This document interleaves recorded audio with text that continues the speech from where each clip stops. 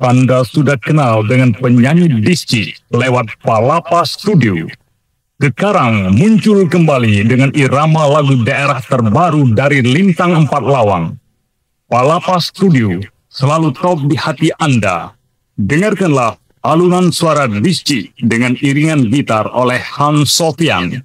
Palapa Studio, lambang kepuasan Anda.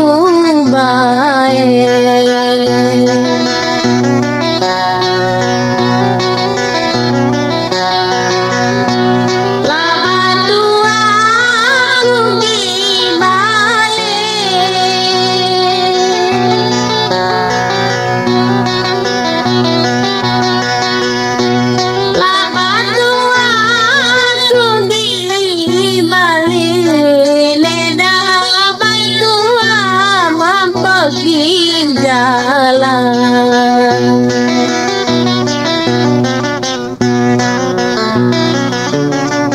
Beda matua mampus di jalan.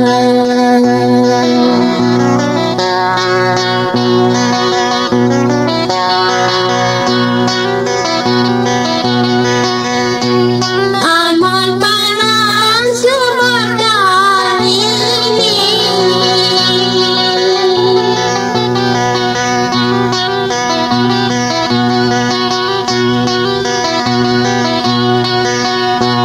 aman panas sebadan ini, dileleh jangan dipancet jangan.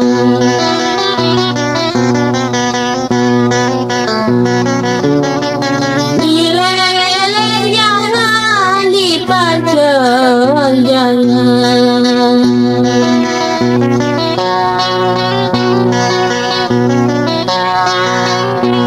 Aman marah sungai ini,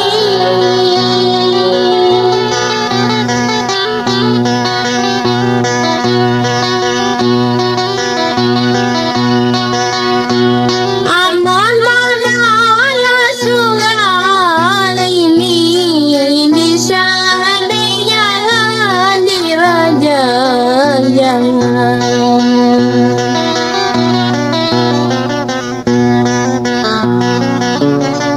Bisa jangan diraja jangan.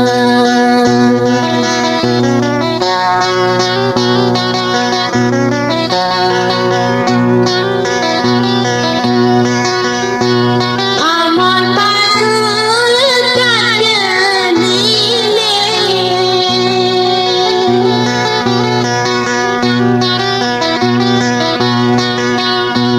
aman bakul kajen ini, sampai ke dini lapak ketiga.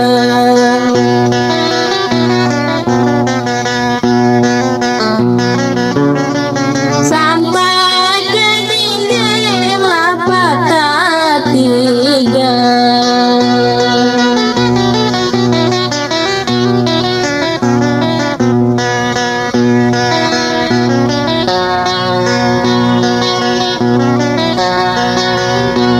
Aman aku jangan disedih,